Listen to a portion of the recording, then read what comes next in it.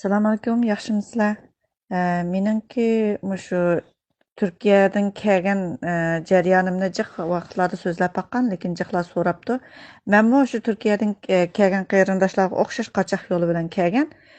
Kelish jarayonida jiqlar shu o'rgatuvchilar, qochoqchilar, "Voy, sen aerodromda kankushar mengib yuriysan, kafe ichib o'tib uningki siyosiy panohlik tilaysan" degan desa, "Ha" deb o'ltiribdi. Amaliyotda aerodromdan tushiblar. Biz vizalik kelmagandikin, u to'lla saqchining oldiga chiqib qolgandik.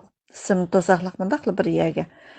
Ondan keyin hozir u sim to'saqlarni elayotgani bilanmi, udula shu chiqsiz aerodrom saqchisining oldiga ashyadan saqchilarni izlabla siyosiy panohlik tilaydigan ish.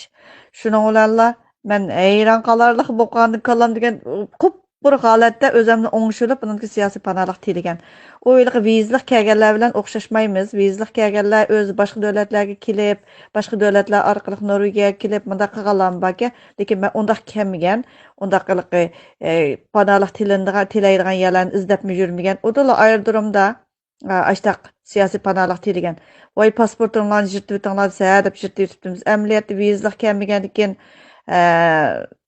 uning hojati yo'q ekan, lekin undaq bir bilimimiz bo'lmagan ekan, u jarayonda hech qanday tajribalarim bo'lmagan ekan, ashtaqli yirtib o'tib qarab o'ltirib ekanmiz. Baribir yirtgan yerlarni tatib chiqdi ekan, lekin to'g'ri bo'lmaydi ekan yirtib o'tish.